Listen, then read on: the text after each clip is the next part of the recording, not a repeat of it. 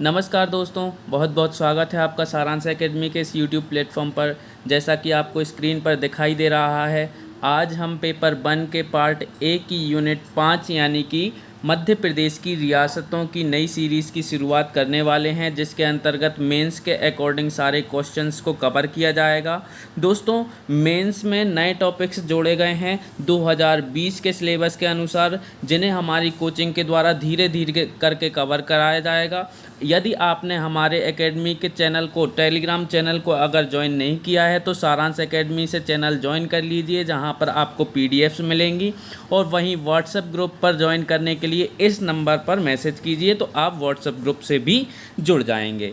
तो हम इस इकाई के अंतर्गत, इस वीडियो सीरीज़ के अंतर्गत क्या क्या चीज़ें कवर करेंगे, सिलेबस के अकॉर्डिंग ही कवर करेंगे। और कैसे करेंगे, मैं थोड़ा सा आपको सिलेबस बता देता हूं पहले। तो मध्य प्रदेश लोक सेवा आयोग द्वारा पेपर 1 के पार्ट 1 में इकाई 5 जोड़ी गई है, जिसके अंतर्गत मध्य प्रदेश की प्रमुख रियासतें जैसे कि गोंडवाना रियासत, बुंदेली रियासत, बघेली रियासत, होलकर रियासत, सिंधिया रियासत और भोपाल रियासत प्रारंभ से स्वतंत्रता प्राप्ति तक को जोड़ा गया है। और दूसरा पॉइंट दिया गया है कि वर्तमान मध्य प्रदेश के भौगोलिक संदर्भ में इनका वर्णन करना है। तो दोस्तों, सबसे पहले मैं आपको ये बता देता हूँ कि ये रियासतें कहाँ कहाँ हुआ करती थीं। तो इससे आपको मैपिंग के द्वारा क्लियर हो जाएगा कि कौन सी रियासत कहाँ थी और हम किस रियासत के बारे में पढ़ेंगे। इस वीडियो के अंतर्गत हम पढ़ेंगे भोपाल रियासत के बारे में। भोपाल रियासत के बारे में पढ़ेंगे कि इसकी स्थापना कब हुई थी, इसके प्रमुख शासक कौन कौन थे, बेगमों का शासन किस प्रकार प्रारंभ हुआ और बेगमों में कौन कौन सी बेगमें बहुत ज़्यादा इम्पोर्टेंट थी, ये सब देखेंगे। तो इससे पहले हम जान लेते हैं कि मध्य प्रदेश में कौन कौन सी रियासतें कहाँ कहाँ पर थीं। तो सबसे पहले देखिए भोपाल रियासत, जो कि वर्तमान राजधानी भोपाल मध्य प्रदेश की है। उसके आसपास का क्षेत्र भोपाल रियासत के नाम से जाना जाता था। मध्य प्रदेश के दक्षिण पूर्व का जो क्षेत्र था वो गोंडवाना रियासत के नाम से जाना जाता था। वहीं ग्वालियर के आसपास का क्षेत्र जो था वो सिंधिया रियासत के नाम से जाना जाता था। वहीं इंदौर के आसपास का क्षेत्र या फिर महेश्वर के आसपास का क्षेत्र जो है होलकर रियासत के नाम से जाना जाता था। बुंदेलखंड के आसपास का क्षेत्र यानी कि टीकमगढ़, छतरपुर, ओरछा, निवाड़ी आदि क्षेत्रों में सम्मिलित जो क्षेत्र था वो बुंदेलखंड रियासत के नाम से जाना जाता था। वहीं रीवा के आसपास का क्षेत्र जो था वो रीवा रियासत या बघेलखंड की रियासत के नाम से जाना जाता था। तो इन सब में सबसे पहली रियासत की हम शुरुआत करने वाले हैं, जो है भोपाल रियासत। तो आइए स्टार्ट करते हैं भोपाल रियासत के बारे में। इससे पहले मैं आपको कुछ इन्फॉर्मेशन दे देता हूं कि हमारे सारांश एकेडमी के द्वारा MPGK की क्लासेस ललित सर के द्वारा ली जा रही हैं। और वहीं पेपर 3 के इकाई 10 की भूगर्भ शास्त्र का पूर्ण अध्ययन मेरे द्वारा कराया जा रहा है। तो इस चैनल से जुड़े रहिए और आगे पढ़ते रहिए। चलिए शुरुआत करते हैं भोपाल रियासत की। भोपाल रियासत के बारे में हम कैसे डिस्कस करेंगे। तो दोस्तों, हर रियासत को पढ़ने का एक ही पैटर्न अपनाएंगे। हम कौन सा पैटर्न अपनाएंगे? एक ही पैटर्न अपनाएंगे। सबसे पहले हम एक चीज़ देखेंगे कि संभावित प्रश्न कौन कौन से इस रियासत से हो सकते हैं, जैसे कि भोपाल रियासत से, गोंडवाना रियासत से, रीवा रियासत से, बुंदेलखंड रियासत से, या सिंधिया रियासत से, या होलकर रियासत से कौन कौन से संभावित प्रश्न हो सकते हैं। हम अगर संभावित प्रश्न देख लेते हैं तो जब टॉपिक पढ़ा जाता है तो उसके संदर्भ में वही क्वेश्चन दिमाग में आते हैं और हम उन्हें लिखने की क्षमता रखने लगते हैं। इसलिए हम क्वेश्चंस को पहले डिस्कस करेंगे कि कौन कौन से क्वेश्चंस यहाँ से बन सकते हैं। फिर उसके बाद मैं आपको बताऊँगा उसके सामान्य परिचय। सामान्य परिचय के अंतर्गत किसके द्वारा इसकी स्थापना की गई और किसके द्वारा इसका विस्तार किया गया, ये सब चीज़ें शामिल होंगी। फिर इसके बाद पृष्ठभूमि बताई जाएगी। पृष्ठभूमि के अंतर्गत आपको सारी की सारी कहानी समझाई जाएगी कि किस शासक के द्वारा किस प्रकार से इसकी स्थापना की गई, और विस्तार में डिटेल में समझेंगे कि किस किस शासक ने कब कब कौन से काम किए। फिर उसके बाद प्रमुख शासक देखेंगे जिनके अंतर्गत प्रश्न शामिल होंगे, जैसे कि 5 मार्कर के क्वेश्चंस आ सकते हैं जो कि क्या होंगे, प्रमुख शासकों से संबंधित होंगे। प्रमुख शासकों से संबंधित क्वेश्चंस को इसके अंतर्गत कवर किया जाएगा और यह उनके द्वारा किए गए पूरे कार्य देखे जाएंगे।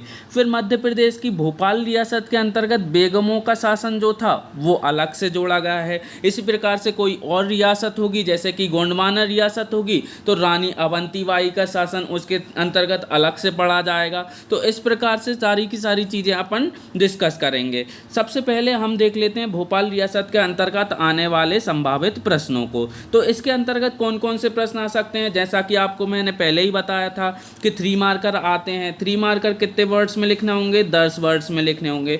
तो भोपाल रियासत के संदर्भ में कौन कौन से 3 मार्कर यहाँ से आ सकते हैं ये अपन देख लेते हैं। तो यहाँ से आ सकते हैं दोस्त मोहम्मद खां, यार मोहम्मद खां, नवाब वज़ीर मोहम्मद खां, नज़र मोहम्मद खां, कुदसिया बेगम, सिकंदर जहां बेगम, शाहजहां बेगम, सुल्तान जहां बेगम, नवाब हमीदुल्ला। ये प्रश्न व्यक्तित्व से संबंधित आ सकते हैं।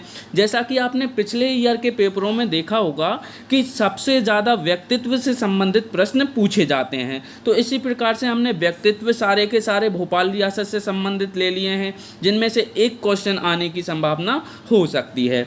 इससे अगले देखें तो क्या आ सकते हैं, स्थापत्य से संबंधित आ सकते हैं कि भोपाल रियासत में क्या क्या स्थापत्य थे, जैसे कि ढाई सीढ़ी की मस्जिद आ सकती है, इस्लाम नगर आ सकता है, मोती मस्जिद आ सकता है, अलेक्जेंडर स्कूल आ सकता है, जामा मस्जिद आ सकती है, फतेहगढ़ का किला आ सकता है और मोती महल आ सकता है।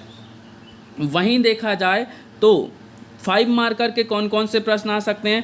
5 मार्कर के क्वेश्चन आ सकते हैं, भोपाल रियासत पर टिप्पणी कीजिए। दोस्तों भोपाल रियासत पर टिप्पणी कीजिए या गोंडवाना रियासत पर टिप्पणी कीजिए, बघेलखंड रियासत पर टिप्पणी कीजिए। तो एक एक रियासत की अपनी एक महत्व है। तो सभी रियासतों का एक प्रश्न तो सामान्य सा बन ही जाता है 5 मार्कर में कि वो है इस रियासत पर टिप्पणी कीजिए। अगला क्वेश्चन आ सकता है कि दोस्त मोहम्मद खां के बारे में बताइए, क्योंकि भोपाल राज्य का संस्थापक कौन था, दोस्त मोहम्मद खां था। आप आगे जब डिटेल में पढ़ेंगे तो आपको समझ में आएगा कि दोस्त मोहम्मद खां कितना इम्पोर्टेंट और कितना महत्वपूर्ण शासक था, इसलिए इसके बारे में डिटेल में पढ़ेंगे। इसका प्रश्न भी आ सकता है कि दोस्त मोहम्मद खां के बारे में लिखिए या फिर दोस्त मोहम्मद खां पर टिप्पणी कीजिए। किस प्रकार से दोस्त मोहम्मद खां ने भोपाल राज्य का स्थापना की या भोपाल रियासत को वर्तमान स्वरूप दिया, ये लिख सकते हैं। कोई भी क्वेश्चन आ सकता है। तीसरा क्वेश्चन जो इम्पोर्टेंट हो जाता है वो हो जाता है कि बेगमों के शासन पर टिप्पणी कीजिए। दोस्तों भोपाल रियासत जब हम आप आगे डिटेल में पढ़ेंगे तो इसके अंतर्गत 4 बेगमों का शासनकाल होता है और इन चारों बेगमों के द्वारा बहुत सारे ऐसे सामाजिक, धार्मिक, सैन्य एवं अन्य कार्य किए गए, प्रशासनिक कार्य भी किए गए, जो क्या होंगे बहुत ज़्यादा इम्पोर्टेंट हो जाते हैं। इसके कारण भोपाल रियासत में बेगमों के शासन को क्या बोला जाता है, स्वर्णकाल बोला जाता है। तो इस पर टिप्पणी लिखने को आ सकता है। चौथा क्वेश्चन आ सकता है कि भोपाल रियासत के स्थापत्य पर टिप्पणी लिखिए, जिसके अंतर्गत हम भोपाल रियासत के स्थापत्य कला के बारे में बताएंगे। पांचवा क्वेश्चन आ सकता है कोई भी विशेष बेगम के बारे में आ जाए, जैसे कि कुदसिया बेगम के बारे में आ जाए, शाहजहां बेगम के बारे में आ जाए, सिकंदर जहां बेगम के बारे में आ जाए या फिर कै खुसरो बेगम के बारे में आ जाए। तो उनके कार्य एवं उपलब्धियों को बताने के संदर्भ में 5 नंबर में क्वेश्चन आ सकता है। वहीं अपन देखें 11 मार्कर में कैसा क्वेश्चन आ सकता है, तो 11 मार्कर में आ सकता है भोपाल रियासत पर निबंध लिखिए। दोस्तों हमें पता है 11 मार्कर में हमको 2 पेज में उत्तर लिखना है, यानी कि कितने शब्दों में, लगभग 250 शब्दों में उत्तर लिखना है। और 250 शब्दों में उत्तर लिखने के लिए हमें निबंध लिखवा सकते हैं। ये कैसा कि भोपाल रियासत पर निबंध लिखिए। दूसरा प्रश्न आ सकता है कि भोपाल रियासत में बेगमों के शासन और कार्यों के बारे में बताइए, क्योंकि बेगमों का शासन जो है वो स्वर्ण युग कहा जाता है भोपाल रियासत का, इसलिए 11 नंबर में इससे सीधा सीधा प्रश्न पूछा जा सकता है। तीसरा क्वेश्चन आ सकता है कि भोपाल रियासत के विलय पर निबंध लिखिए।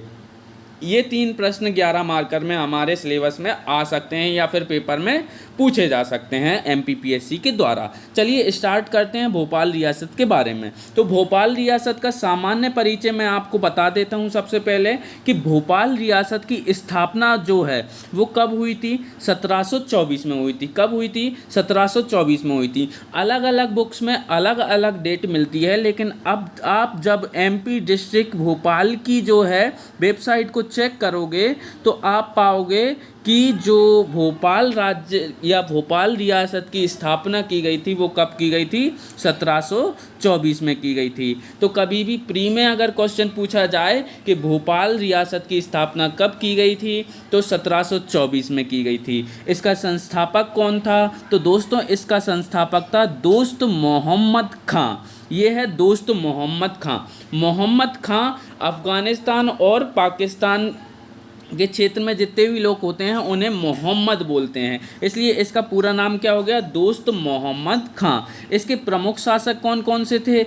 इसके प्रमुख शासक थे यार मोहम्मद खां, वज़ीर मोहम्मद खां, कुदसिया बेगम, सिकंदर जहां बेगम, शाहजहां बेगम, के खुसरो बेगम आदि इसके प्रमुख शासक थे। यहीं इसकी राजधानी क्या हुआ करती थी? तो दोस्तों प्रारंभ में इसकी राजधानी जो थी वो थी इस्लाम नगर, लेकिन बाद में इसकी जो राजधानी बनी वो भोपाल बन गई थी। यानी कि इसकी प्रारंभ में जो राजधानी हुआ करती थी वो क्या हुआ करती थी? इस्लाम नगर हुआ करती थी और बाद में इसकी राजधानी हो गई थी भोपाल।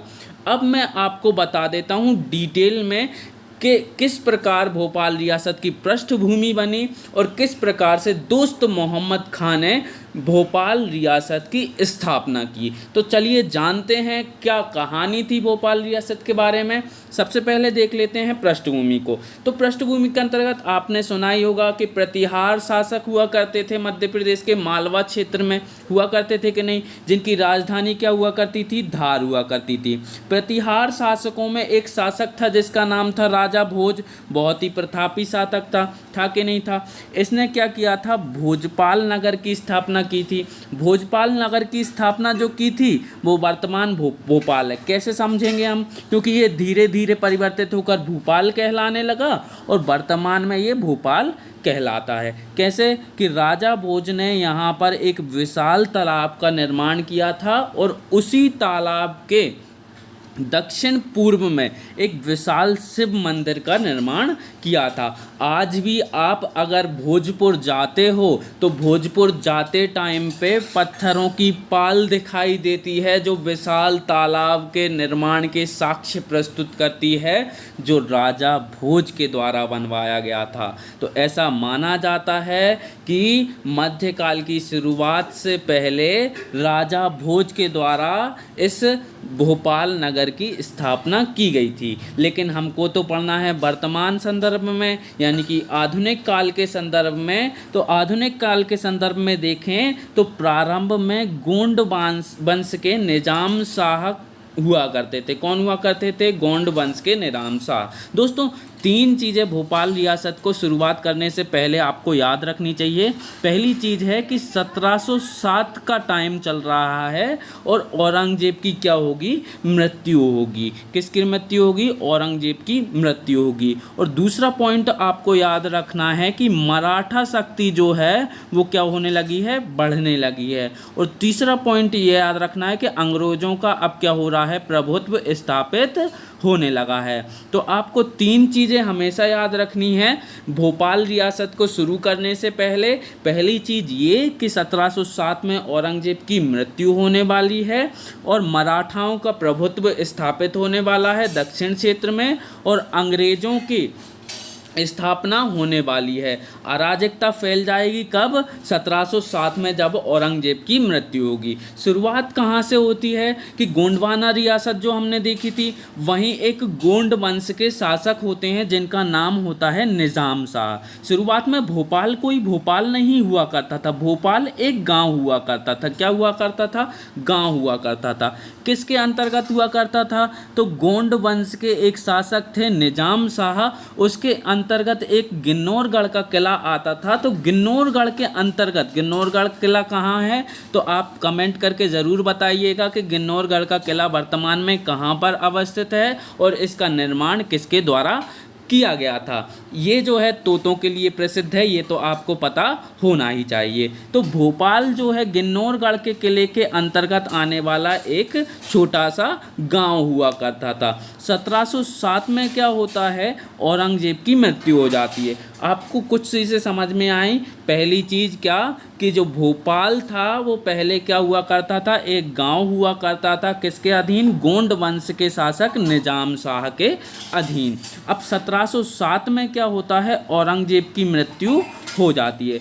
औरंगजेब की मृत्यु हो जाती है, उससे पहले कुछ घटनाएं होती हैं जो मैं आपको डिटेल में बताता हूं। तो सबसे पहले मैं जान लेते हैं अपन कौन है दोस्त मोहम्मद खां जिसने स्थापना की थी। देखो होता क्या है दोस्तों कि दोस्त मोहम्मद खां एक व्यक्ति होता है जिसका जन्म होता है 1657 को। कब होता है, 1657 ईस्वी को। कहाँ पे होता है, तो तिराह में होता है। कहाँ होता है, तिराह में। तिराह कहाँ पे है, तो मुगल साम्राज्य के अधीन वर्तमान पाकिस्तान में स्थित एक स्थान होता है या फिर प्रांत होता है जहाँ पर किसका जन्म होगा, दोस्त मोहम्मद खां का जन्म होगा। अब दोस्त मोहम्मद खां का जन्म हुआ किस में हुआ कि ओरकाई जनजाति में हुआ। किस में हुआ, ओरकाई जनजाति में। दोस्तों ये चीज़ आपको याद रखनी है, क्यों, क्योंकि जब दोस्त मोहम्मद खां की मृत्यु हो जाएगी तो भोपाल रियासत पर किसका प्रभुत्व स्थापित होने लगेगा,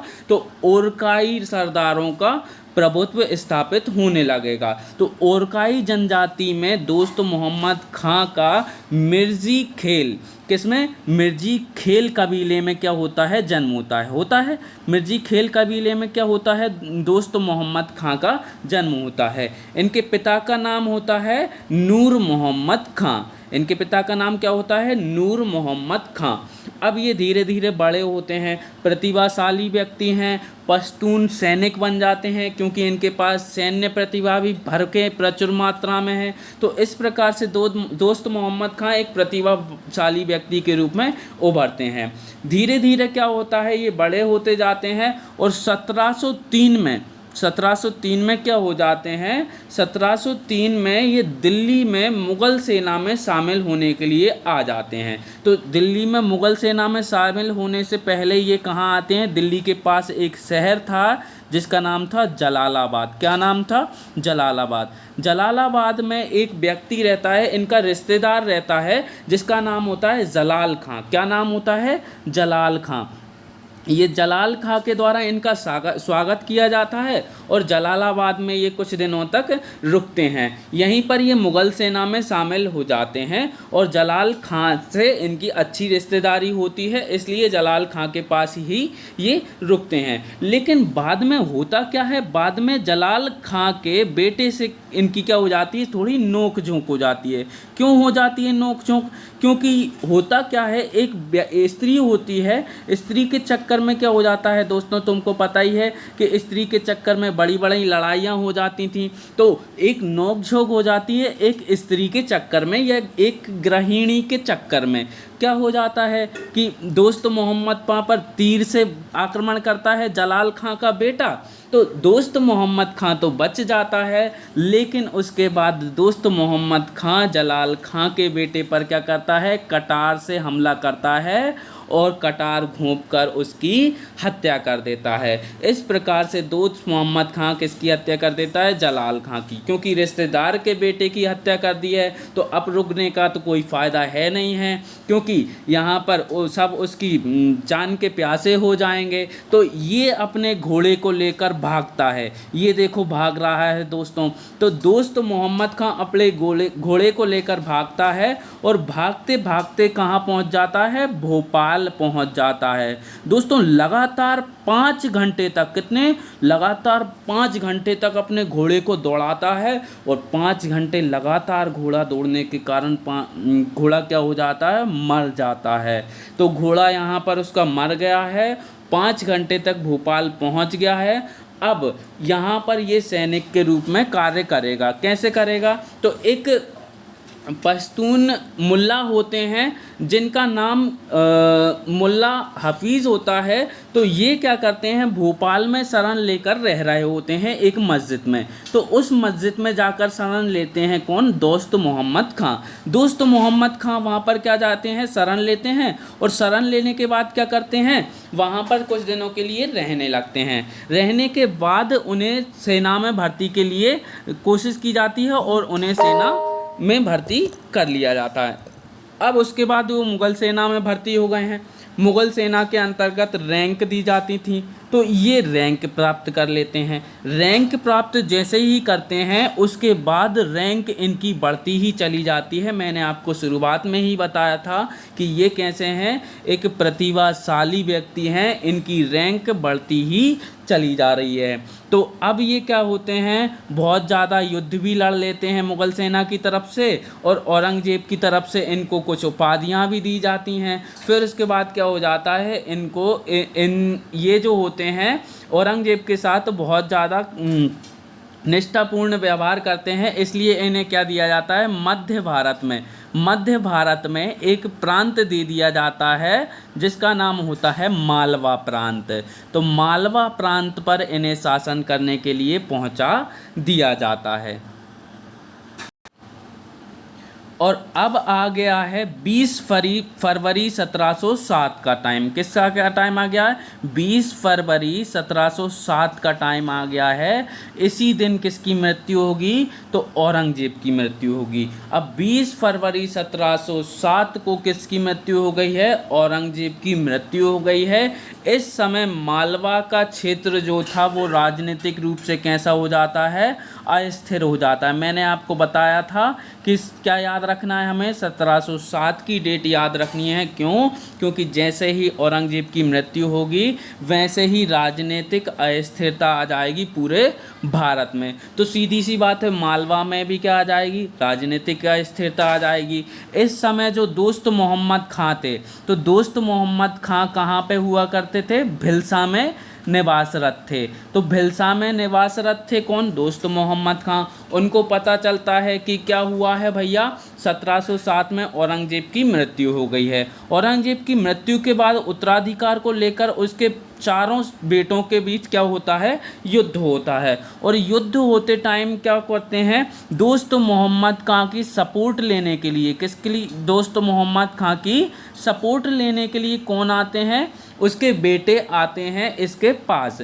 परंतु दोस्त मोहम्मद खां क्या बोलते हैं कि मैं अपने बेटों के विरुद्ध ही लड़ाई नहीं कर सकता, मैंने अपनी सारी निष्ठा जो है औरंगज़ेब के प्रति समर्पित की है, इसलिए मैं युद्ध नहीं करूंगा, आप वापस चले जाइए। तो इस प्रकार से क्या होता है कि दोस्त मोहम्मद खां जो है भिलसा यानी कि विदिशा में ही निवासरत रहता है, और मालवा में ही छोटे छोटे शासक हुआ करते हैं, राजपूत शासक। कौन हुआ करते हैं, राजपूत शासक हुआ करते हैं। उनके अधीन क्या देने लगा है, अब ये सेवाएं देने लगेगा। कैसी सेवाएं देने लगेगा, तो प्रबंधकीय और सैन्य सेवाएं देने लगेगा। तो दोस्त मोहम्मद खां अब क्या कर रहे हैं, मालवा में निवास कर रहे हैं, क्या देने लगे हैं, सेवाएं देने लगे हैं। किसको देने लगे हैं, स्थानीय सरदारों को देने लगे हैं भाड़े पर। कैसे, जैसे कि सीतामऊ के रेशम दास राजा थे, सीतामऊ के राजा थे रेशम दास, इन्होंने।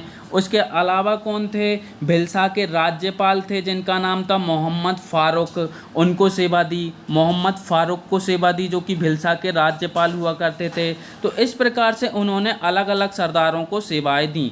इन्हीं सेवाओं को देते देते एक दिन ये क्या पहुंचते हैं, 1709 में। कब पहुंचते हैं, 1709 में पहुंचते हैं मंगलगढ़। कहाँ पहुंचते हैं, मंगलगढ़ पहुंचते हैं। अब ये मंगलगढ़ पहुंचे हैं, मंगलगढ़ में शासन हुआ करता आनंद सिंह सोलंकी का। किसका शासन हुआ करता था, आनंद सिंह सोलंकी का। आनंद सिंह सोलंकी जो है वो मंगलगढ़ में निवास कर रहे हैं, आनंद सिंह सोलंकी।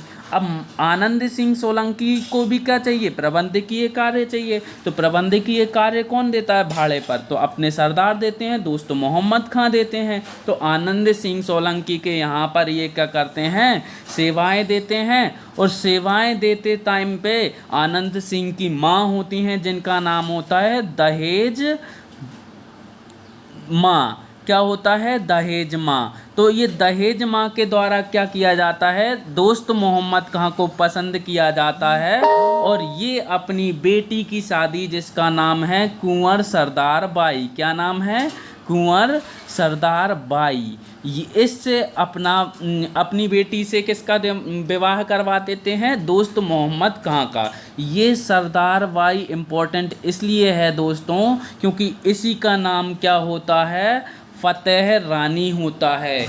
दोस्त मोहम्मद खां की सबसे इम्पोर्टेंट रानी है, जिसका नाम है फ़तेह रानी। तो फ़तेह रानी कौन थी? सरदार बाई थी, जो कि आनंद सिंह सोलंकी की क्या थी? बेटी थी। तो इस प्रकार से क्या हो जाता है? दोस्त मोहम्मद खां की शादी हो जाती है सरदार बाई से, और अब सेवाएं दे रहा है सरदारों के अधीन। कौन? दोस्त मोहम्मद खां।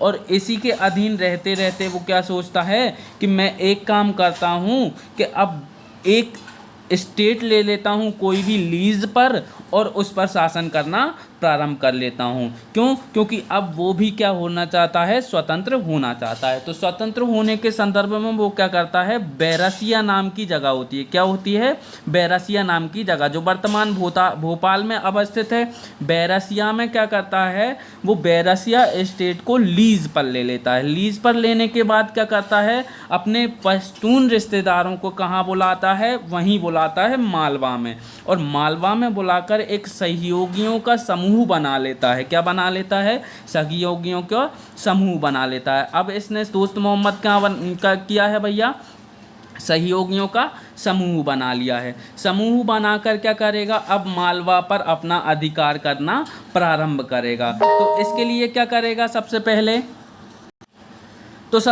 क्या करेगा? कुछ आसपास के जो क्षेत्र हैं उन्हें क्या करेगा? जीत लेगा। आसपास के क्षेत्र जीत लेगा। फिर भी अभी क्या है? ये स्वतंत्र नहीं हुआ है। क्या नहीं हुआ है? स्वतंत्र नहीं हुआ है। इसी टाइम पे क्या होता है? मालवा में बहुत सारे विद्रोह चल रहे होते हैं कि नहीं चल रहे होते हैं? चल रहे होते हैं। तो इन मालवा में विद्रोहों को दबाने के लिए कौन? फर्रुखसियर के टाइम पे दो लोगों को याद रखना है। एक है सैयद ब्रदर्स, जो कि क्या करते हैं? किंग मेकर के रूप में सामने आते हैं। दूसरा याद रखना है फर्रुखसियर। ये क्या करते हैं? मालवा पर मुगल सेना को भेजते हैं विद्रोह को दबाने के लिए। अब विद्रोह को दबाने के लिए भेजते हैं तो क्या करता है? दोस्त मोहम्मद खां से बोला जाता है कि तुम भी क्या करो? इस विद्रोह को दबाने में मदद करो। लेकिन दोस्त मोहम्मद खां चलता है दोहरी चाल। क्या चलता है? दोहरी चाल। अपने भाई को तो कहाँ भेज देता है? अपने भाई को वो भेज देता है मुगल सेना के साथ, और खुद कहाँ हो जाता है? खुद अलग हो जाता है और राजपूतों के सपोर्ट में चला जाता है। अब ये राजपूतों के सपोर्ट में चला गया है और यहाँ पर मुग़ल सेना से अपने भाइयों को सपोर्ट दिलवा रहा है।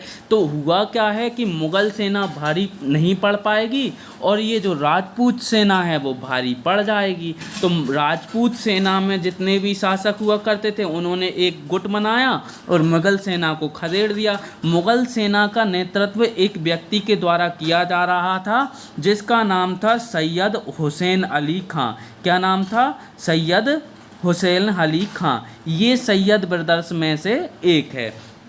सैयद ब्रदर्स में से दूसरा व्यक्ति कौन है, इसको आप कमेंट में ज़रूर बताइएगा। तो सैयद ब्रदर्स का पहला व्यक्ति जिसका नाम है सैयद हुसैन अली खां क्या करता है? घायल हो जाता है और एक गीदड़ जो है उसकी आंख नोचने वाला ही होता है। उससे पहले कौन आ जाता है? दोस्त मोहम्मद खां आ जाता है और किसकी सुरक्षा कर देता है? सैयद हुसैन अली खां की सुरक्षा कर देता है और उसे पानी पिलाता है।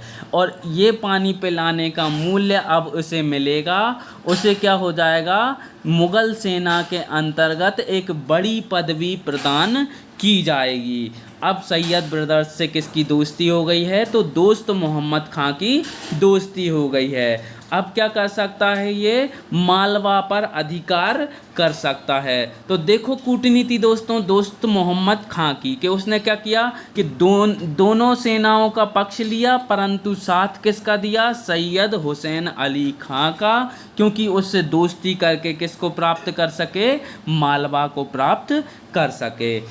अब देखते हैं एक और कंडीशन।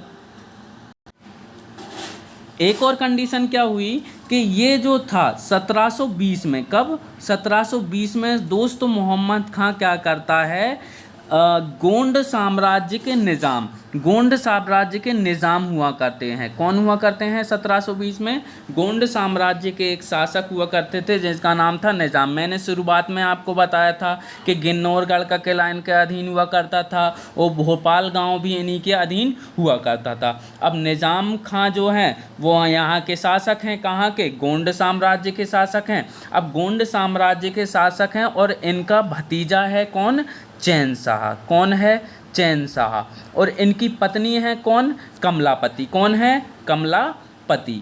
कमलापति इनकी पत्नी है और इनके भतीजे का नाम है चैन शाह। चैन शाह क्या करता है, अपनी चाची से यानी कि कमलापति से विवाह करना चाहता है। इस चक्कर में क्या करेगा, वो निजाम की जहर देकर, क्या करके, जहर देकर क्या कर देगा, हत्या कर देगा। अब निजाम की हत्या हो गई है और कमलापति अकेली बची हैं। कमलापति और निजाम का एक अल्पवयस्क पुत्र होता है जो 5 वर्ष का होता है, जिसका नाम होता है नवल शाह। क्या होता है, नवल शाह। नवल शाह को उत्तराधिकारी घोषित करके कमलापति क्या करेंगी, अब यहाँ का शासन संचालन करेंगी। और कमलापति एक काम करती हैं, क्या करती हैं वो काम, तो कमलापति को एक काम करती हैं, क्या करती हैं कि दोस्त मोहम्मद खां को, दोस्त मोहम्मद खां को कहती हैं कि हमें किसकी ज़रूरत है, आपकी ज़रूरत है। बोले क्यों ज़रूरत है, तो 3 कारणों से ज़रूरत है। पहला तो चैन शाह से बदला लेना है, ठीक है, चैन शाह को मौत के घाट उतारना है, पहला पॉइंट। दूसरा पॉइंट, मराठाओं से अपनी सुरक्षा करनी है, दूसरा पॉइंट। तीसरा, प्रशासन संभालना है। अब प्रशासन संभालना है तो ये 3 चीज़ें हो गई, चैन शाह से बदला लेना है, मराठाओं के आक्रमण से खुद के साम्राज्य की सुरक्षा करना है, और तीसरा प्रशासन को संभालना है। तो कमलापति बोलती हैं कि मैं आपको 10,000 रुपये या फिर 1 लाख मोहरें दूंगी, आप क्या करो, हमारी ये 3 चीज़ें कर दो। क्योंकि दोस्त मोहम्मद खां लीज पर पहले भी ये काम कर चुका है और भाड़े पर ये काम करता भी आ रहा था, तो उसने बोला कि ठीक है कर देते हैं। तो दोस्त मोहम्मद खां पहुंचता है कमलापति के पास और बोलता है ठीक है मैं कर देता हूं। भाड़े में क्या मिलेगा मुझे, तो भाड़े में दोस्त मोहम्मद खां 1 लाख मोहरें जो है वो मांग लेता है, परंतु अब दोस्त मोहम्मद खां मदद ज़रूर करेगा। तो दोस्त मोहम्मद खां ने क्या किया, चैन शाह को मार डाला और चैन शाह के अधीन जितने भी क्षेत्र थे उन्हें क्या किया भैया, तो दोबारा से गोंड साम्राज्य में मिला दिया। मराठा राज्य से सुरक्षा करने का दायित्व अपने हाथ में ले लिया और सैन्य संगठन कर लिया। तीसरी चीज़ प्रशासन थी तो उसे दक्ष कर दिया। अब इस प्रकार से दोस्त मोहम्मद खां ने तीनों शर्तें पूरी कर दी हैं। जैसा कि शर्त थी कि कमलापति क्या करेगी, अब कमलापति दोस्त मोहम्मद खां को 1 लाख मोहरें देगी, परंतु कमलापति के पास 1 लाख मोहरें नहीं होती हैं।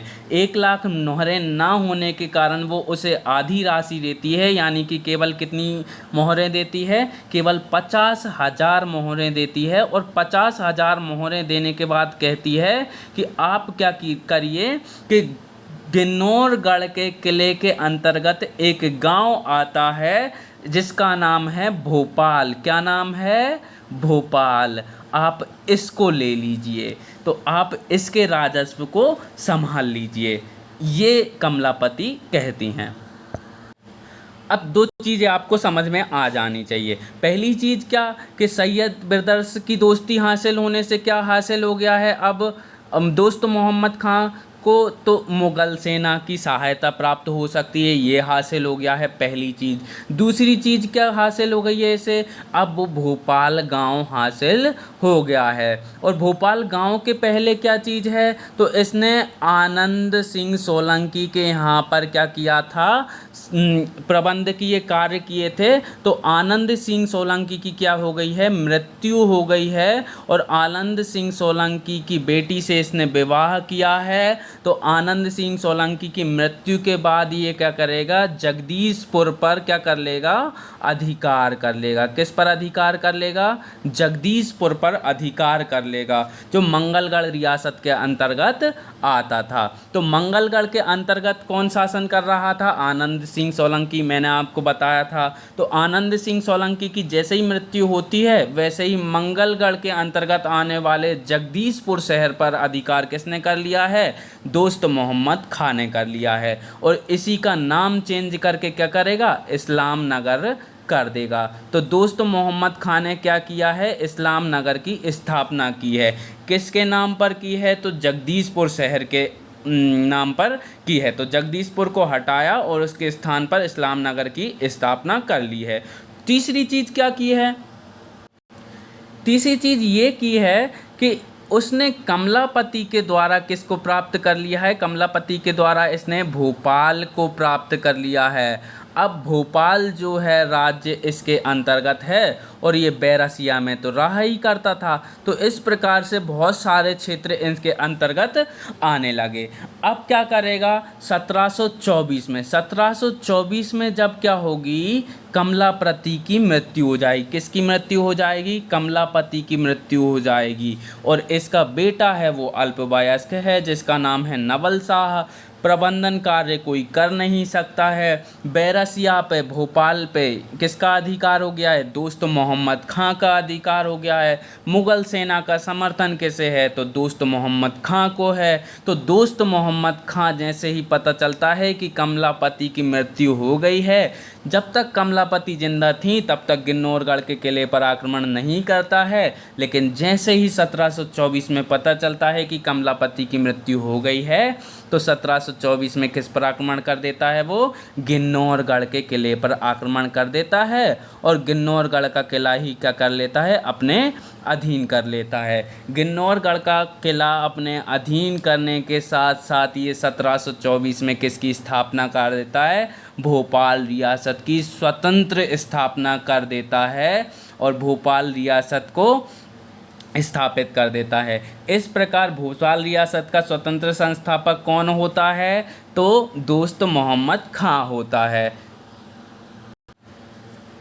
अब 1724 में एक और घटना होती है। कौन सी घटना होती है कि आपको मैंने बताया था कि सैयद बिरदर्स से कौन दोस्ती कर लेगा, तो दोस्त मोहम्मद खां दोस्ती कर लेगा। तो इस दोस्ती के चक्कर में क्या हो जाएगा, सैयद बिरदर्स के एक प्रतिद्वंदी से इनकी भी दुश्मनी हो जाएगी। किसकी दुश्मनी हो जाएगी, दोस्त मोहम्मद खां की। और उस प्रतिद्वंदी का नाम क्या था, निज़ाम उल मुल्क। निज़ाम उल मुल्क से किसकी दुश्मनी हो जाएगी, सैयद बिरदर की तो दुश्मनी थी ही सही, लेकिन सैयद बिरदर की दुश्मनी के साथ साथ किसकी दुश्मनी भी हो जाएगी, अब दोस्त मोहम्मद खां की भी निज़ाम उल मुल्क से दुश्मनी हो जाएगी। तो इसके कारण क्या हो जाएगा, दोस्त मोहम्मद खां को निज़ाम उल मुल्क से भी क्या करना पड़ेगा, युद्ध करना पड़ेगा। अब युद्ध में क्या होगा भैया कि निज़ाम उल मुल्क जो है उसके बेटे को कौन करेगा, दोस्त मोहम्मद खां बंदी बना लेगा। और बेटे को जब दोस्त मोहम्मद खां बंदी बनाएगा तो निज़ाम उल मुल्क क्या करेगा, आत्महत्या कर लेगा। और इस प्रकार से पहली विजय जो है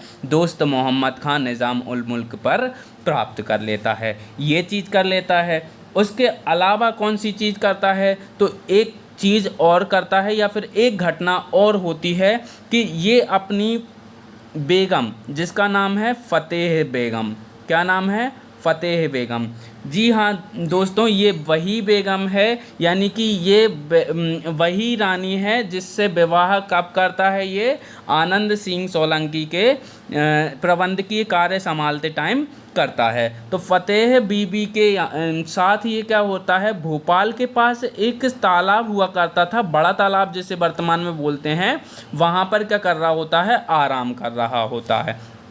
आराम कर रहा होता है। तो आराम करते टाइम पे क्या होता है, फतेह बीबी को सपना आता है। फतेह बीबी कहती है कि मेरे सपने में हाफिज़ आए हैं और उन्होंने कहा है कि आप यहाँ पर क्या करो, एक बड़े से किले का निर्माण कराओ। तो निर्माण कराने के लिए फतेह बीबी ने बोला, दोस्त मोहम्मद खां बहुत प्यार करते थे इनसे, तो इन्होंने क्या बोला कि ठीक है, हम क्या करते हैं, इसकी नींव 1724 में ही रख देते हैं और इसे निर्माण कार्य करवाते हैं। तो 1724 में ही इसकी नींव रख दी और अब स्टार्ट होगा किसका, फतेहगढ़ के किले के निर्माण का। तो फतेहगढ़ का किला कौन बनवा रहा है, दोस्त मोहम्मद खां बनवा रहा है। क्यों बनवा रहा है फतेहगढ़ का किला, क्योंकि सपना आया है। कहाँ बनवा रहा है, भोपाल में बनवा रहा है। अब फतेहगढ़ की सुरक्षा के लिए क्या होगे, सैनिकों की नियुक्ति की जाएगी। सैनिकों की नियुक्ति की जाएगी कि नहीं की जाएगी, बिल्कुल की जाएगी। अब सैनिकों की नियुक्ति करेंगे तो सैनिकों को क्या करना है, मुस्लिम है सैनिक, सैनिक कैसे हैं, मुस्लिम हैं। सैनिकों को क्या पढ़नी है, नमाज पढ़नी है। पढ़नी है कि नहीं पढ़नी है, नमाज पढ़नी है। अब नमाज पढ़नी है तो क्या करेंगे, अगर सारे के सारे सैनिक एक साथ नमाज पढ़ने चले गए तो फतेहगढ़ के किले की सुरक्षा कौन करेगा, कोई नहीं कर पाएगा। इसलिए क्या करना पड़ेगा, यहाँ पर एक मस्जिद का निर्माण भी करना पड़ेगा जो कि दोस्त मोहम्मद खां के द्वारा कराई जाएगी और उसका नाम है ढाई सीढ़ी की मस्जिद। क्या नाम है, ढाई सीढ़ी की मस्जिद। तो क्वेश्चन पूछा जाए कि ढाई सीढ़ी की मस्जिद किसके द्वारा बनाई गई, तो दोस्त मोहम्मद खां के द्वारा बनाई गई। क्वेश्चन 3 मार्कर में आए कि ढाई सीढ़ी की मस्जिद, तो आपको पता ही चल गया निर्माण कहाँ पे हुआ है, किसने करवाया है निर्माण और क्यों करवाया है। ये 3 चीज़ें पता कर गई, इनसे ही 3 मार्कर कंप्लीट हो जाएगा आपका। अब उसके बाद होता क्या है कि सुरक्षा भी चाहिए। सुरक्षा चाहिए तो क्या करेंगे, फतेहगढ़ के किले को क्या करेंगे, 6 दरवाज़ों वाले, जैसे शनिवार दरवाज़ा, रविवार दरवाज़ा, गिन्नौरगढ़ दरवाज़ा, 6 दरवाजे होते हैं। 6 दरवाज़ों वाले गढ़ से क्या करता है, भोपाल के शहर को सुरक्षित कर देता है। यानी कि भोपाल शहर को गढ़ शहर के रूप में, किसके रूप में, गढ़ शहर के रूप में स्थापित करने का श्रेय किसे जाता है, दोस्त मोहम्मद खां को जाता है। तो इस प्रकार से दोस्त मोहम्मद खां के द्वारा क्या किया गया है, भोपाल रियासत की स्थापना की गई है। चलिए अब आगे और भी चीज़ें देखते हैं जो कि बहुत ज़्यादा इम्पोर्टेंट हैं। तो अब क्या हो गया है, भोपाल राज्य की या कि भोपाल रियासत की स्थापना हो गई है दोस्त मोहम्मद खां के द्वारा। दोस्त मोहम्मद के द्वारा किसकी स्थापना हो गई है, भोपाल राज्य की स्थापना हो गई है। तो ये अपन ने क्या देख लिया है, परिचय देख लिया है। इसके अंतर्गत हम क्या लिख सकते हैं कि भोपाल रियासत मध्य भारत की प्रथम श्रेणी की रियासत थी। कहाँ की, मध्य भारत की प्रथम श्रेणी की रियासत थी। और भोपाल रियासत जो थी दूसरे नंबर की सबसे बड़ी क्या थी, मुस्लिम रियासत थी।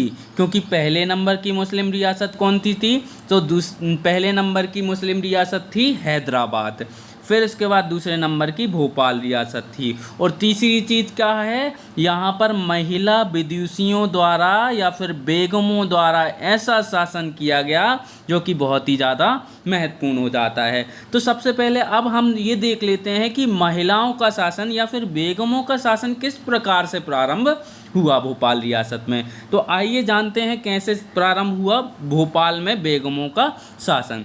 तो दोस्त मोहम्मद खान क्या किया है, किसकी स्थापना कर दी है, दोस्त मोहम्मद खान ने भोपाल रियासत की। अब भोपाल रियासत की स्थापना करने के बाद इसका उत्तराधिकारी होगा जिसका नाम होगा यार मोहम्मद खां। क्या होगा, यार मोहम्मद खां। यार मोहम्मद खां कौन है, उत्तराधिकारी है दोस्त मोहम्मद खां का। इसने क्या, इसके टाइम पे एक ही घटना होती है मात्र, वो होती है मराठाओं का आक्रमण। आपको इससे ज़्यादा कुछ याद भी नहीं रखना है और इम्पोर्टेंट भी नहीं है। तो यार मोहम्मद खां के टाइम पे क्या होता है, मराठाओं का आक्रमण होता है। अब यार मोहम्मद खां के बाद इसका उत्तराधिकारी होता है फैज़ मोहम्मद खां। कौन होता है, फैज़ मोहम्मद खां। फैज़ मोहम्मद खां क्या होता है, उत्तराधिकारी होता है यार मोहम्मद खां का। और इसके टाइम पे 3 घटनाएं होती हैं। कौन कौन सी घटनाएं होती हैं? पहली घटना होती है कि ये जो करता है रायसेन के दुर्ग पर अधिकार कर लेता है। किस पर? रायसेन के दुर्ग पर अधिकार कर लेता है। पहली चीज़, फैज़ मोहम्मद खां किस पर अधिकार कर लेता है? तो रायसेन के दुर्ग पर अधिकार कर लेता है। और दूसरी चीज़ क्या है कि इसी के टाइम पे मराठाओं का या पेशवाओं का क्या होगा? दूसरा आक्रमण होगा। तो मराठाओं का दूसरा आक्रमण किसके टाइम पे होता है? फैज़ मोहम्मद खां के टाइम पे होता है। और ये क्या करता है? फैज़ मोहम्मद खां जो है पेशवाओं से हार जाता है और उत्तर पूर्वी क्षेत्र जो होता है, जो भोपाल रियासत का, जिसके अंतर्गत सुजालपुर, सीहोर आदि क्षेत्र आते हैं, वो किसके कब्जे में चला जाता है? मराठाओं के कब्जे में चला जाता है। अब फैज़ मोहम्मद खां तक आ गए हम। फैज़ मोहम्मद खां के बाद क्या होता है कि उसका कोई भी उत्तराधिकारी नहीं होता है। अब उत्तराधिकारी नहीं है तो इसकी बेगम होती है, जिसका नाम होता है ममोला बीबी। क्या नाम होता है? ममोला बीबी। और एक दीवान का पद हुआ करता था। तो दीवान और ममोला बीबी का क्या हो गया है? प्रभुत्व स्थापित हो गया है किस पे? सत्ता पे। लेकिन इसके बाद क्या होगा कि भैया फैज़ मोहम्मद खां का कोई उत्तराधिकारी है नहीं, लेकिन उत्तराधिकारी तो बनना पड़ेगा। तो फैज़ मोहम्मद खां का भाई होता है, जिसका नाम होता है हयात मोहम्मद खां। क्या नाम होता है? हयात मोहम्मद खां। क्या बनता है? नवाब बनता है।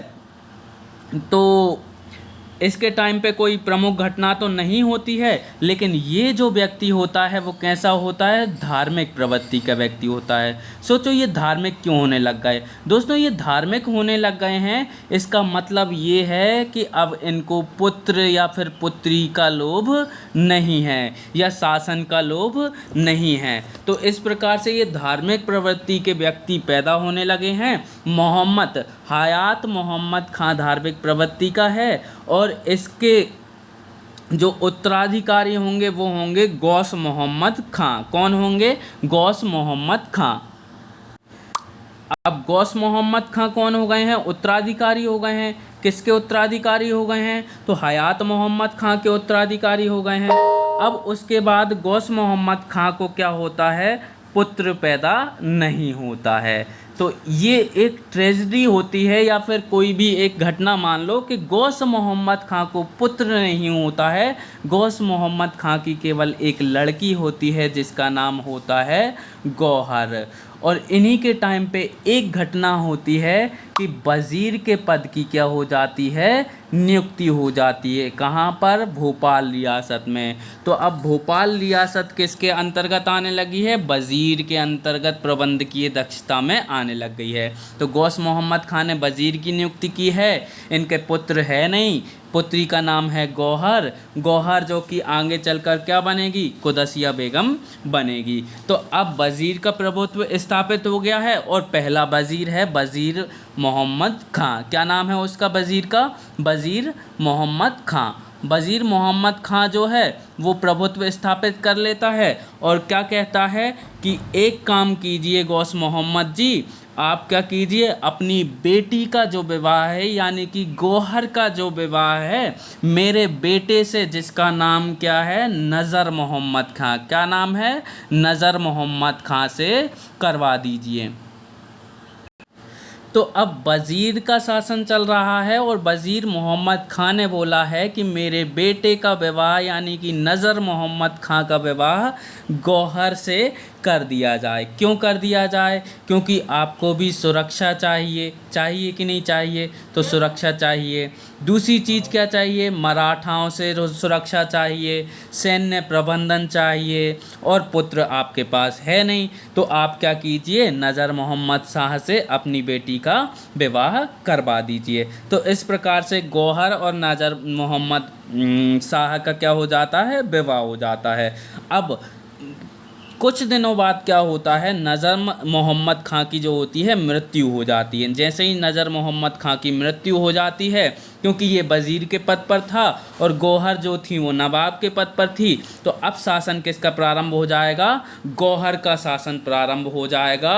और गौहर क्या करेगी, कुदसिया बेगम के नाम से, किस नाम से, कुदसिया बेगम के नाम से किस पर बैठेगी, गद्दी पर बैठेंगी। कुदसिया बेगम के नाम से कौन, गौहर गद्दी पर बैठी, और गद्दी पर बैठने के बाद एक चीज़ करती हैं, वो करती हैं 1818 में किसकी संधि कर लेती हैं, आंग्ल भोपाल संधि कर लेती हैं। क्योंकि लगभग सभी रियासतें अंग्रेज़ों के अधीन हुआ करती थी और अंग्रेज़ों की जो सत्ता है उसे स्वीकार कर रही थी, क्योंकि उन्हें सुरक्षा चाहिए थी, किनसे, मराठाओं से। तो मराठाओं से सुरक्षा करने के लिए और अपना प्रबंधन सुधारने के लिए आंग्ल भोपाल संधि कर लेती हैं मराठा भोपाल रियासत की बेगम कुदसिया बेगम 1818 में। अब होता क्या है कि कुदसिया बेगम और नजर मोहम्मद खां का भी कोई पुत्र नहीं होता है, केवल एक पुत्री होती है जिसका नाम क्या होता है, सिकंदर जहां बेगम होता है। क्या नाम होता है, सिकंदर जहां बेगम। तो सिकंदर जहां बेगम होता है, वो भी क्या होती है, पुत्री ही होती है। अब सिकंदर जहां बेगम का विवाह करवाएंगे किससे, तो नज़र मोहम्मद खां के भतीजे से इसका विवाह करवाएंगे, जिसका नाम होगा जहांगीर। क्या नाम होगा, जहांगीर। जहांगीर एक छोटा सा शासक हुआ करता था उस टाइम पे, जो भोपाल के अंतर्गत ही जहांगीर महल का भी निर्माण कराता है। तो अब सिकंदर जहां बेगम और जहांगीर का विवाह हो गया है। अब नवाब कौन बनेगा, सिकंदर जहां बनना चाहिए, और वज़ीर कौन बनेगा, जहांगीर बनना चाहिए। लेकिन ये नहीं होता है। कुदसिया बेगम क्या करती है, अपनी नातिन को, यानी कि सिकंदर जहां की बेटी को, किसको, सिकंदर जहां की बेटी को, जिसका नाम होता है सुल्तान जहां बेगम। क्या नाम होता है, सुल्तान जहां बेगम को क्या नियुक्त कर देती है, अपना उत्तराधिकारी नियुक्त कर देती है। पर जब ये उत्तराधिकारी नियुक्त करती है अपनी नातिन को, जिसका नाम होता है सिकंदर जहां बेगम, वो उस टाइम पे केवल 7 वर्ष की होती है। कितने वर्ष की होती है, 7 वर्ष की होती है। तो उसके द्वारा शासन संभाला जा नहीं सकता है, तो सिकंदर जहां बेगम को क्या नियुक्त किया जाता है, उसका संरक्षक नियुक्त किया जाता है, और सिकंदर जहां बेगम जो है शासन चला रही होती हैं, क्योंकि जहांगीर की मृत्यु भी हो जाती है। एक छोटे बच्चे के द्वारा बंदूक चला दी जाती है इन पे, तो इनकी मृत्यु हो जाती है। अब सिकंदर जहां बेगम संरक्षक के रूप में शाहजहां बेगम की और शासन को संभाल रही हैं, और सिकंदर जहां बेगम के टाइम पे एक चीज़ होगी। क्या चीज़ होगी कि 1857 की जो क्रांति है वो किसके समय में होगी, सिकंदर जहां बेगम के टाइम पे होगी। अब सिकंदर जहां बेगम के टाइम पे होगी, और सिकंदर जहां बेगम किसका, अंग्रेज़ों का साथ देंगी। अंग्रेज़ों का साथ देंगी तो 1860 में वो रिक्वेस्ट करेंगी अंग्रेज़ों से कि मैं क्या हूँ, संरक्षक के रूप में रह रहकर बोर हो गई हूँ, और मैंने 1857 की क्रांति में जो है आपका इतना सपोर्ट भी किया है, तो आप मुझे शासक नियुक्त कर ही दो। तो 1860 से लेकर 1868 तक किसका स्वतंत्र रूप से शासन प्रारंभ हो जाता है, सिकंदर जहां बेगम का शासन प्रारंभ हो जाता है। और जब सिकंदर जहां बेगम की क्या हो जाती है, मृत्यु हो जाती है 1868 में, अब बनेंगी शासक कौन, सुल्तान जहां बेगम। सुल्तान जहां बेगम बनेंगी, जिसका नाम क्या है, सॉरी माफ़ कीजिएगा, शाहजहां बेगम बनेंगी क्या, शासक। शाहजहां बेगम क्या बनेंगी, शासक बनेंगी। जो कौन है भैया, किसकी पुत्री हैं, सिकंदर जहां बेगम की पुत्री हैं, और किसकी नातिन हैं, तो कुदसिया बेगम की नातिन हैं।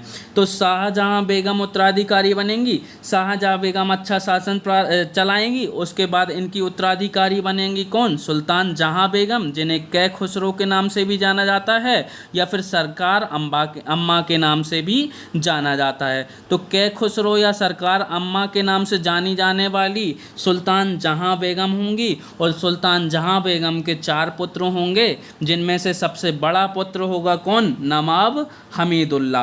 कौन होगा, नवाब हमीदुल्ला, जो क्या बन जाएगा, लास्ट नवाब बन जाएगा किसका, भोपाल रियासत का। तो इस प्रकार से भोपाल रियासत की स्थापना से लेकर अंत तक की स्टोरी होती है और जो मेरे द्वारा बताई गई है। अब इसको डिटेल में थोड़ा सा देख लेते हैं कि कैसे प्रश्न हमारे लिए आ सकते हैं। तो कैसे प्रश्न आ सकते हैं, पहला क्वेश्चन प्रमुख शासक देख लेते हैं। प्रमुख शासक को मैंने शुरुआत में ही बताया था कि कैसे शासक होते हैं, कि प्रमुख शासकों के बारे में आ सकता है, जैसे कि दोस्त मोहम्मद खां के बारे में लिखिए, बेगमों के शासन के बारे में लिखिए, या सिकंदर जहां बेगम के शासन के बारे में लिखिए, या उनके निर्माण कार्य जो भी हैं उनके बारे में लिखिए। तो आप देख लेते हैं हम डिटेल में कि किस किस के द्वारा कौन कौन से कार्य कराए गए थे। तो प्रमुख शासकों के अंतर्गत सबसे पहला तो इम्पोर्टेंट दोस्त मोहम्मद खां ही हो जाता है। क्यों हो जाता है कि दोस्त मोहम्मद खां के द्वारा ही किसकी स्थापना की गई थी, भोपाल रियासत की स्थापना की गई थी। तो पहला पॉइंट इसके अंतर्गत आप लिख सकते हो कि भोपाल रियासत का संस्थापक था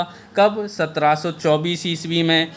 दूसरी चीज़ आपको पता ही है कि मंगलगढ़ रियासत के अंतर्गत आनंद सिंह सोलंकी के यहाँ पर इसने क्या किया था, प्रबंध किए कार्य किए थे। और जब आनंद सिंह सोलंकी की मृत्यु हो जाती है तो वहाँ पे जगदीशपुर नामक स्थान पर क्या कर लेता, अधिकार कर लेता है और उसे इस्लाम नगर के रूप में स्थापित करता है। दूसरी चीज़ बता दी। तीसरी चीज़ क्या हो जाती है, मैंने आपको बताया था कि 1724 में क्या करता है, भोपाल के निकट क्या करता है, भोजताल या फिर बड़ी झील के निकट रात बिताता है अपनी बेगम फतेह के साथ, फतेह बीबी के साथ। और वहाँ पर सपना आता है तो फतेहगढ़ किले का निर्माण करवाता है। फतेहगढ़ किले की सुरक्षा के लिए सैनिक नियुक्त किए, परंतु जब सैनिक क्या होंगे, नमाज पढ़ने जाएंगे तो सुरक्षा तो चाहिए, इसलिए वहीं पर एक मस्जिद का भी निर्माण करवाता है जिसका नाम होता है ढाई सीढ़ी की मस्जिद। दो मस्जिदों का चीज़ों का निर्माण कराया, फतेहगढ़ का किला और ढाई सीढ़ी की मस्जिद। फिर उसके बाद भोपाल राज्य की पूरी की सुरक्षा चाहिए, इसलिए भोपाल राज्य को क्या करेगा, गढ़ी से सुरक्षित कर लेगा, जिसमें 6 दरवाजे होंगे, जैसे कि गिन्नौरगढ़ का दरवाज़ा, शनिवारी दरवाज़ा, रविवारी दरवाज़ा, इस प्रकार के दरवाजे होंगे। और इसके बाद क्या करता है, भोपाल राज्य का विस्तार भी इसके द्वारा किया जाता है, जिसके अंतर्गत ये आष्टा, दौराहा, गुलगांव, ग्यारसपुर, इच्छावार आदि को शामिल कर लेता है। तो ये हो गए दोस्त मोहम्मद खां के। अगर 5 नंबर में आपको प्रश्न पूछने को आए कि दोस्त मोहम्मद खां के बारे में लिखिए, तो आप ये पॉइंट सफिशिएंट रूप से 50 शब्दों में लिख सकते हैं। और उसके अलावा मैंने बहुत सारी स्टोरी दोस्त मोहम्मद खां के बारे में बताई थी, आप उसे भी इसके अंतर्गत लिख सकते हैं। फिर इसके बाद अगली शासक आती है इम्पोर्टेंट, जो कि है वो होती है कुदसिया बेगम। उससे पहले मैंने आपको बताया था यार मोहम्मद खां आते हैं, जिनके टाइम पे केवल एक ही काम होता है, वो होता है मराठाओं का आक्रमण। फिर उसके बाद मैंने बताया था कि यार मोहम्मद खां के उत्तराधिकारी होते हैं कौन, फैज़ मोहम्मद खां। फैज़ मोहम्मद खां के टाइम पे 2 ही चीज़ें होती हैं। पहली चीज़ होती है रायसेन के दुर्ग पर ये अधिकार कर लेते हैं, और दूसरी चीज़ होती है पेशवाओं का पुनः आक्रमण होता है। किसके टाइम पे, फैज़ मोहम्मद खां के टाइम पे। फिर उसके बाद इनके शासनकाल में ही ममोला बीबी और दीवान का प्रभुत्व रहता है। फिर इनके भाई उत्तराधिकारी बनते हैं, जिनका नाम है हयात मोहम्मद खां, और हयात मोहम्मद खां का धार्मिक प्रवृत्ति के होते हैं, और इनका एक ही उत्तराधिकारी होता है जिसका नाम होता है गौस मोहम्मद खां। गौस मोहम्मद खां के बाद उनकी पुत्री जो हैं वो उत्तराधिकारी बनती हैं। क्यों, क्योंकि गौस मोहम्मद के टाइम से भी क्या हो गया है, वज़ीरों का प्रभुत्व स्थापित हो गया है। और गौहर जो हैं गौस मोहम्मद खां की पुत्री हैं, जो किस नाम से शासक बनेंगी, कुदसिया बेगम के नाम से शासक बनेंगी, जब इनके पति वज़ीर मोहम्मद खां की मृत्यु हो जाएगी। तो अब भोपाल रियासत की इम्पोर्टेंट शासिका जो हैं वो कौन आ जाएंगी, कुदसिया बेगम आ जाएंगी। तो कुदसिया बेगम कौन है, भोपाल रियासत की प्रथम बेगम हैं, जिनका वास्तविक नाम है गौहर, और इनका शासनकाल जो है वो 1819 से लेकर 1837 तक रहता है। यानी कि कुदसिया बेगम क्या करती हैं, नज़र मोहम्मद सॉरी माफ़ कीजिएगा, कुदसिया बेगम जो होती हैं वो नज़र मोहम्मद ख़ां से क्या करती हैं, विवाह करती हैं। और नज़र मोहम्मद ख़ां के समय ही क्या होती है, आंग्ल भोपाल रियासत की संधि होती है। तो किसके टाइम पे होती है, कुदसिया बेगम और नज़र मोहम्मद ख़ां के टाइम पे किसकी कौन सी संधि होती है, आंग्ल भोपाल संधि 1818 में होती है। क्वेश्चन आपसे आंग्ल भोपाल संधि 3 नंबर में पूछा जा सकता है, तो इसके लिए आप 3 पॉइंट लिख सकते हैं। पहला पॉइंट कि 1818 में हुई थी। दूसरा पॉइंट, कुदसिया बेगम नवाब थी और नज़र मोहम्मद ख़ां कौन थे, वज़ीर थे। और इसके अंतर्गत क्या हुआ था कि अंग्रेज़ों से सुरक्षा प्राप्त हो गई थी भोपाल रियासत को, और भोपाल रियासत अंग्रेज़ों का सपोर्ट करेगी, ये चीज़ हमको पता चली थी। कुदसिया बेगम के द्वारा कुछ कार्य कराए गए थे। कुदसिया बेगम कैसी थी, अनपढ़ थी। तो दोस्तों अनपढ़ होने के बावजूद भी ये कैसी थी, एक होशियार शासिका थी। कैसे, क्योंकि इन्होंने पुर्दा परंपरा का पालन करने से इनकार कर दिया था और 1818 में आंग्ल भोपाल संधि की थी। और गौहर महल, जिसे नज़र बाग के नाम से भी जाना जाता है, किस नाम से जाना जाता है, नज़र बाग के नाम से भी जाना जाता है, इसका निर्माण कराया था। उसी के साथ साथ मोती मस्जिद का भी निर्माण कराया था। कुदसिया बेगम ने ही भोपाल में किसका, जामा मस्जिद का और कुदसिया मस्जिद का निर्माण कराया था। इसके बाद इनकी उत्तराधिकारी कौन होती हैं, ये है कुदसिया बेगम। दोस्तों इन्हें देख लीजिए ध्यान से, यही है कुदसिया बेगम। फिर उसके बाद इनकी उत्तराधिकारी होती हैं कौन, शाहजहां बेगम। परंतु उनकी संरक्षक के रूप में किन्हें नियुक्त किया जाता है, सिकंदर जहां बेगम को। क्यों, क्योंकि शाहजहां बेगम से ये जो हैं कुदसिया बेगम, इनकी कौन है, नातिन है, यानी कि सिकंदर जहां बेगम की कौन है, पुत्री हैं और 7 वर्ष की हैं। इसलिए सिकंदर जहां बेगम क्या करती हैं, संरक्षक के रूप में शासन करती हैं। किसका, भोपाल का शासन करती हैं। तो भोपाल रियासत की दूसरी बेगम कौन है, सिकंदर जहां बेगम है। देखिए ना आप, क्योंकि कुदसिया बेगम का शासन कब तक है, 1837 तक है। तो 1837 के बाद संरक्षक के रूप में 1807 तक कौन शासन करेगा, सिकंदर जहां बेगम करेंगी। लेकिन 1857 की क्रांति में ये क्या करती हैं, अंग्रेज़ों का साथ दे देती हैं। इसलिए 1860 से 1868 तक इन्हें स्वतंत्र रूप से शासन करने का मौका भी मिलता है। इनके द्वारा कौन कौन से कार्य कराए गए ये देख लेते हैं। तो 1847 में इनने मजलिस ए शोर यानी कि संसद की स्थापना की भोपाल रियासत में। मोती मस्जिद, मोती महल, शौकत महल का निर्माण कराया गया।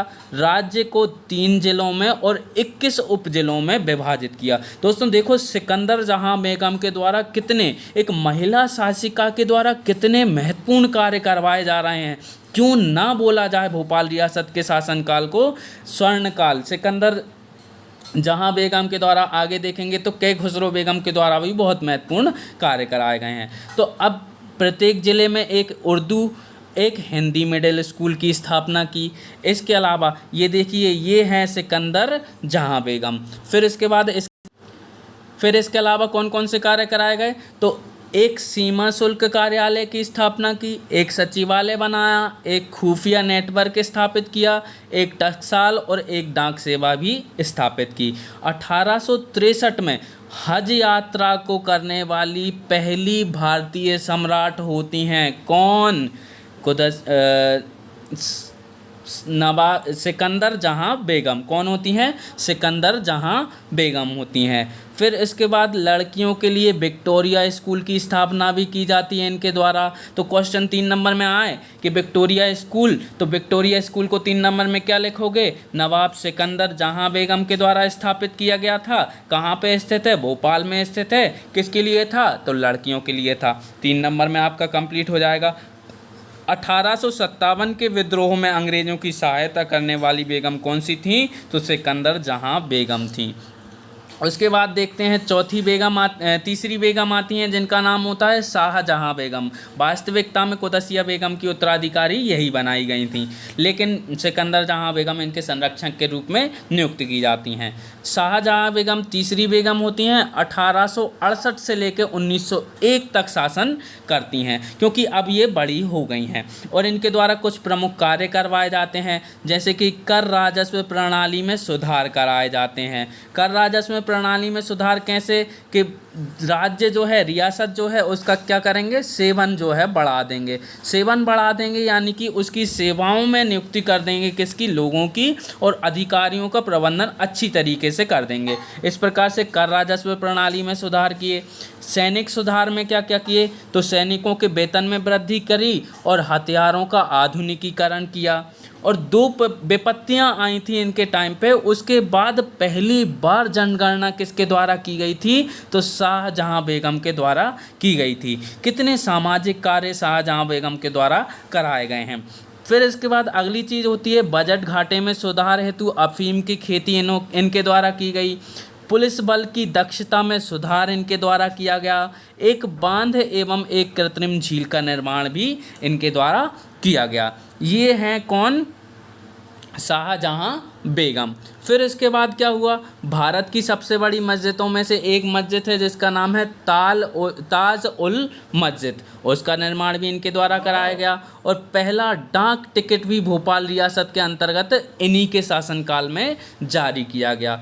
ताजमहल, शाहजहानाबाद आदि की भी स्थापना इन्होंने की। और इन्होंने दो पुस्तकें भी लिखी थी, एक थी गौहर ए इकबाल और दूसरी थी इफ़ात उल मुस्लिमात। ये दो पुस्तकें भी इनके द्वारा लिखी गईं। और अब लास्ट शासिका या फिर लास्ट बेगम जो होती हैं, जिन्हें बोला जाता है कै खुसरो या फिर सुल्तान जहां बेगम या फिर सरकार अम्मा, इन्हें प्रेम से भोपाल रियासत के लोग भी कहा करते थे। इनका शासन होता है 1901 से 1926 तक। अंतिम बेगम होती हैं जो अपनी माँ और दादी की परंपरा में एक महान सुधारक साबित होती हैं। कैसे साबित होती हैं, क्योंकि ये आधुनिक नगर पालिका की स्थापना करती हैं भोपाल में। नूर उस सभा महल और महल सदर मंजिल का निर्माण करती हैं। 1918 में मुक्त एवं अनिवार्य प्राथमिक शिक्षा की स्थापना करती हैं। सोचिए दोस्तों कि मुक्त और अनिवार्य शिक्षा उस समय में कै खुसरो बेगम के द्वारा सोची गई थी। इतनी अच्छी बात भोपाल रियासत में बेगमों के द्वारा की गई है, इसलिए ही तो बेगमों के शासनकाल को भोपाल रियासत का स्वर्णकाल कहा जाता है। फिर अगली चीज़ क्या हुई कि प्रजा में न्याय की स्थापना करनी है, इसके लिए 44 कोर्ट की स्थापना इनके द्वारा की गई। और हिंदुओं को महत्वपूर्ण पदों पर नियुक्त किया, जिससे क्या हो जाए, अद्वितीय मिश्रित संस्कृति का उद्भव हो पाए। पहला रेगुलर स्कूल स्थापित किया और सरकारी नौकरियों के लिए प्राथमिक शिक्षा अनिवार्य कर दी गई। ये चीज़ें किसके द्वारा की गई, के खुसरो बेगम के द्वारा। स्कूल अलेक्जेंड्रिया की स्थापना, जहांगीरिया महल और 75 प्राइमरी स्कूल भी स्थापित इनके द्वारा किए गए थे। और ये हैं कौन, के खुसरो बेगम। फिर इसके बाद अन्य कार्य भी देख लीजिए तो यूनानी चिकित्सालय, कौशल विकास केंद्र जो कि विधवा और अनाथों के लिए खोले गए थे, वो स्त्री शिक्षा पर बल आदि कार्य किए गए हैं, इनके बारे में देख लीजिए। फिर उसके बाद लास्ट शासक जो होते हैं 1926 में, क्यों, क्योंकि लास्ट शासक जो हैं वो कै खुसरो या फिर सुल्तान जहां बेगम के 4 पुत्रों में से सबसे बड़े पुत्र, जिनका नाम क्या होता है, नवाब हमीदुल्ला शासक बनते हैं या फिर नवाब बनते हैं। भोपाल रियासत के अंतिम नवाब होते हैं। 1926 से लेकर 1949 तक शासन करते हैं कहाँ, भोपाल रियासत पे। लंदन में गोलमेज सम्मेलन में भाग लेते हैं। अलीगढ़ मुस्लिम विश्वविद्यालय से क्या हुए हैं, पढ़कर आए हैं, तो होशियार तो हैं ही सही, लेकिन ये क्या करते हैं, भोपाल रियासत को जो है जिन्ना के दबाव में यहाँ पर क्या करते हैं, पाकिस्तान में मिलाने की या फिर स्वतंत्र रखने की कोशिश करते हैं, परंतु मांग अलग उठ जाती है और भारतीय संघ के रूप में भोपाल रियासत का विलय करने पर मजबूर हो जाते हैं। ये हैं नवाब हमीदुल्ला। इसके बाद आता है क्वेश्चन, भोपाल राज्य की स्थापत्य कला पर टिप्पणी कीजिए। तो आप परिचय में लिख सकते हैं कि दोस्त मोहम्मद खां के द्वारा 1724 में स्थापित किया गया था भोपाल रियासत, और इनके द्वारा अनेक मस्जिदों, महलों और झीलों का निर्माण किया गया अलग अलग शासकों के द्वारा, जिसके अंतर्गत फतेहगढ़ का किला हो सकता है, जो आपको पता है दोस्त मोहम्मद खां के द्वारा निर्मित किया गया था, बड़ा तालाब के निकट और भोपाल में स्थित है। और क्यों निर्माण कराया गया था ये भी आपको अब पता चल गया है। 2.5 सीढ़ी की मस्जिद क्यों निर्मित की गई थी ये आपको पता ही है, और दोस्त मोहम्मद खां के द्वारा निर्मित की गई थी।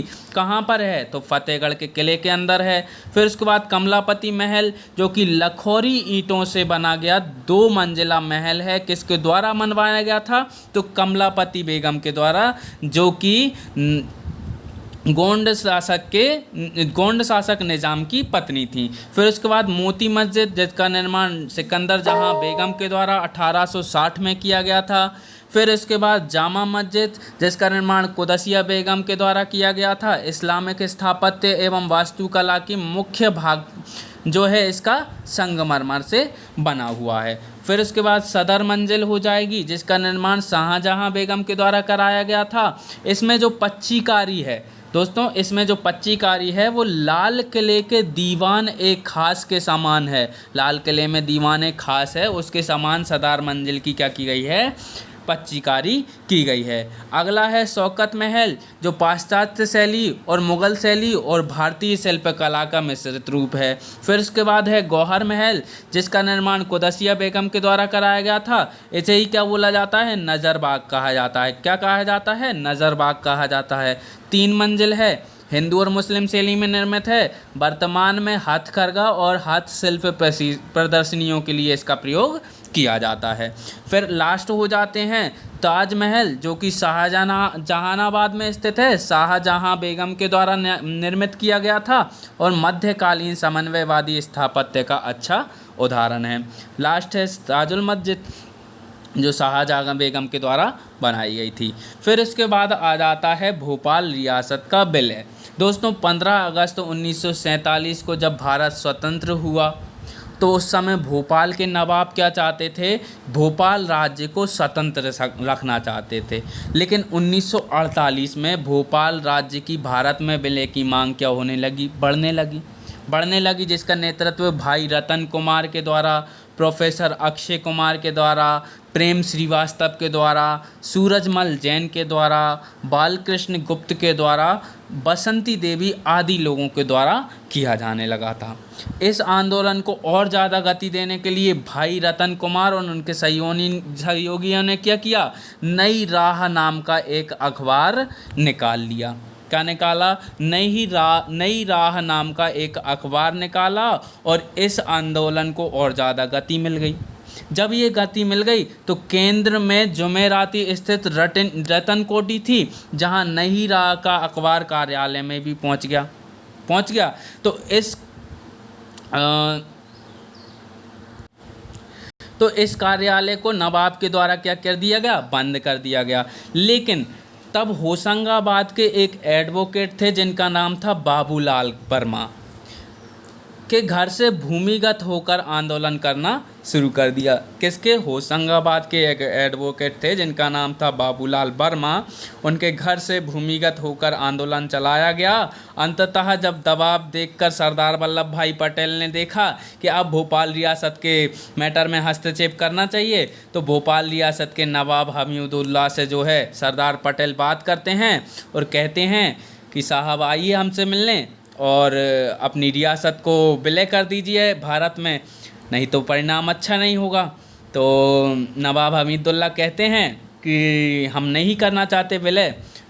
तो सरदार पटेल कहते हैं ठीक है, आपकी सीमाओं पर हमारी सेनाएं खड़ी हैं, उनसे मैं कुछ नहीं कह रहा, वो भूखे खड़े हैं, बस वो आक्रमण करना चाहते हैं। तो सरदार पटेल के डर से नवाब हमीदुल्लाह ने क्या कर दिया? बेबस होकर विलय पर समझौते पर हस्ताक्षर कर दिए और इस प्रकार भोपाल 1 जून 1949 को भारत में सम्मिलित हो गया। ये थी सारी भोपाल रियासत की कहानी। थैंक यू दोस्तों। अगर आपको ये वीडियो पसंद आई हो तो लाइक कीजिए, नहीं पसंद आई हो तो डिसलाइक कीजिए, कुछ तो कीजिए लेकिन कीजिए ज़रूर। Thank you.